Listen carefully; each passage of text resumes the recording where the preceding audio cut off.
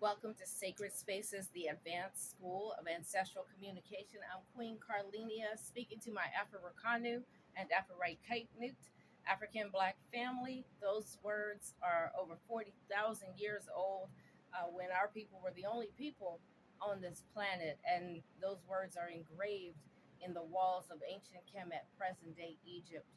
Our ancestors and our ancestresses knew that something was coming that was going to try to erase us and knowledge of who we are and how we function on this planet. And they left prolific information in their temples and in their tombs to remind us of who we are. I I was reaching out to some organizations yesterday, and one responded to me, and these are organizations that support black women and black women's voices and issues being heard. And one of the people responded, and they told me it would be great if I would help organize an event focusing on the importance of the global black community, working with young people to help them address world issues. The global black community working with young people to help them address world issues. You know what I see? The reality of what I see is that our people don't even know how to address, for the most part, the issues that we have within our own communities. And before something becomes global, it is local. So when we look at the ills within our society, right within our locus of control, right within our domain where we live, what is it that we're seeing that really to us is out of order that we can address? What are we seeing? Some of us are seeing an issue with homelessness. Some of us are seeing an issue with children going hungry. Some of us are seeing an issue with children being abused and having no voice. Others are seeing issues with women being abused. Others are seeing issues with the different governmental systems, the prison system, the distribution of resources when it comes to the community. And what I would say is that when we look at these local issues, we can see that it's not just in our area, not just in the town or city where we live, but I bet you can find that in other major cities and towns across this country.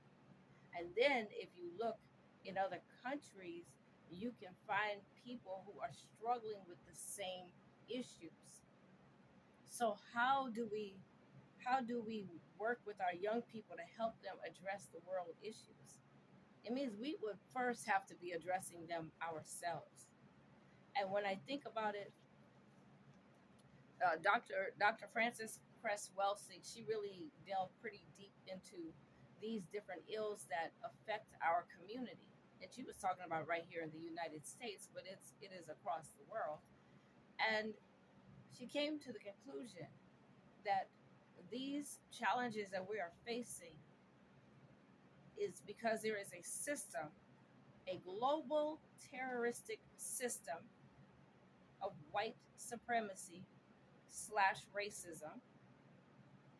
And this is what it needs to survive. And this system exists for the genetic survival of white people. Because if they didn't keep a barrier between them and everyone else, they would be annihilated on planet Earth, a planet where they are the minority, although they continue to hold themselves out as a majority and call everyone else a minority. We're talking about truth here. So, in Dr. Welsing's research, she showed how incarceration, the pregnancy rates among our young people, the joblessness, um, the homelessness, the drug addiction, and I could go on and on. But these are actually systems that function that allow white supremacy slash racism to function and to thrive. It needs these systems to thrive. It functions, she said, in the major areas. I can't remember if it was eight or nine major areas of people activity, including sex, including religion, including law, right? So all of these places where they have control is where we have problems locally as well as globally because it is a global terroristic system. So the first thing is to identify what is the problem. The second thing is to understand who we are as a people. Actually, the first thing is to know our identity. When we know our identity as a people, that's the first thing.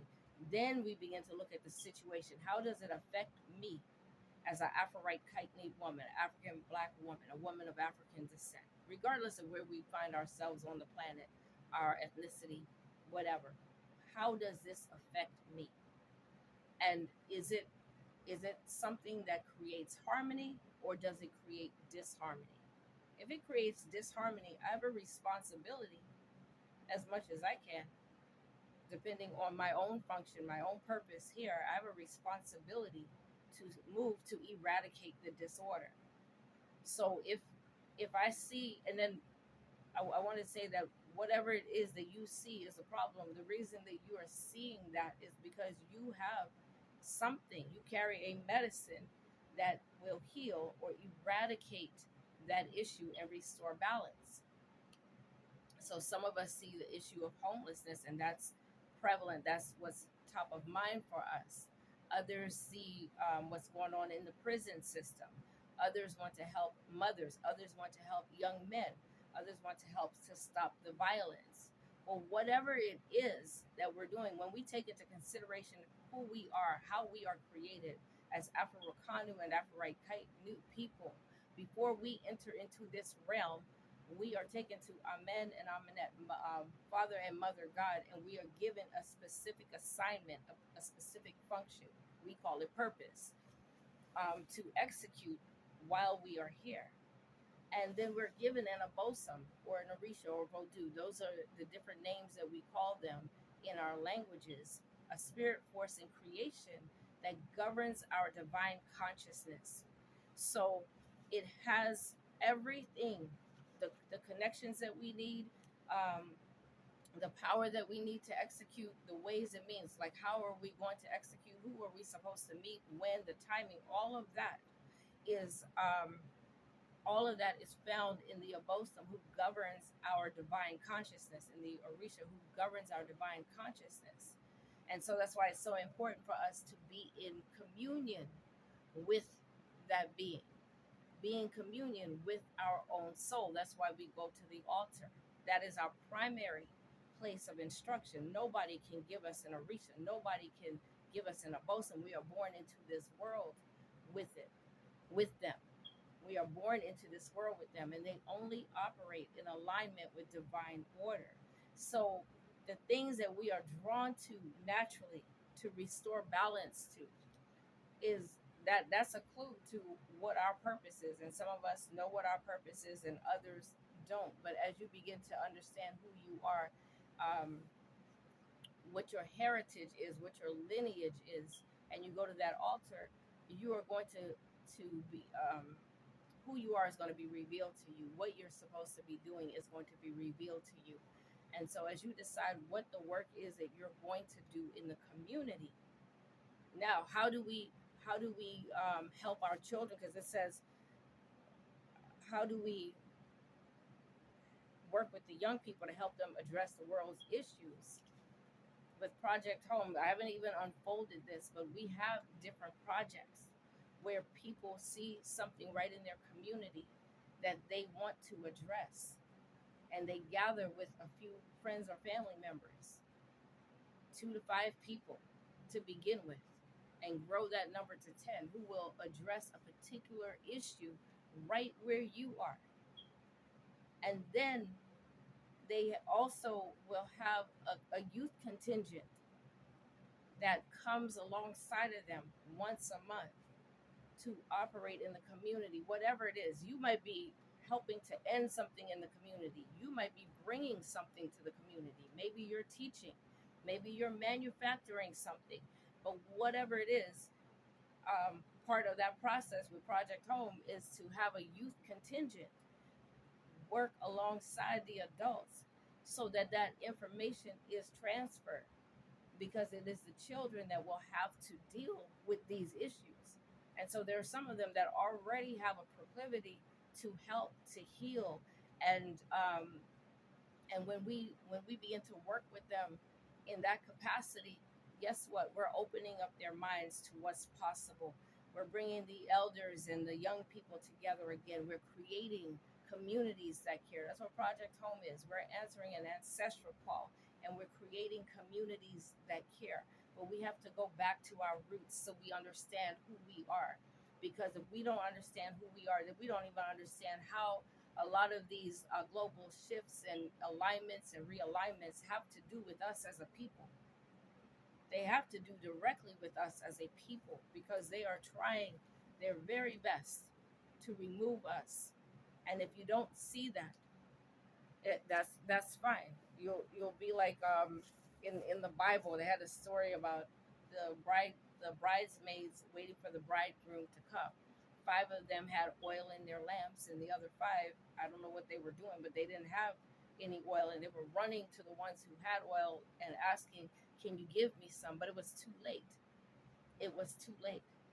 So we come to restore the communication, to restore the connection, to remind you of who you are, because who you are is factors in first in the decisions that you make. We cannot approach life in the way and the manner of other beings, other people. There's a unique way that we interface with reality, that we interface with the forces in creation that govern and maintain every aspect of creation. It is how we operate at a high level. It is how we replicated this process of creation in building civilizations that lasted thousands of years. And so, if we're talking about addressing global problems, we cannot address it with the minds that we were conditioned to have in school. We see what that has produced. It hasn't produced anything. I was talking to an elder not too long ago. He said when he came here, he saw all of these students, black students, they're graduating in engineering, accounting, they're medical doctors, but you still walk out in the community and see people laid out on the street, strung out on drugs, just wasting their life away. Why? Something was wrong, because these systems were never meant to build us up. They were meant to keep us in a certain place so we would not be a threat to the establishment. Dr. Welsing said white race, white supremacy slash racism is a system. It's a global terroristic system that exists for the preservation of white people. Because if they did not keep themselves separate, everybody else, every other race of people on the planet has melanin, and nature doesn't produce anything um, without melanin. It doesn't produce a race of anything without melanin. That in the medical field, that is actually albinism. That's albinism.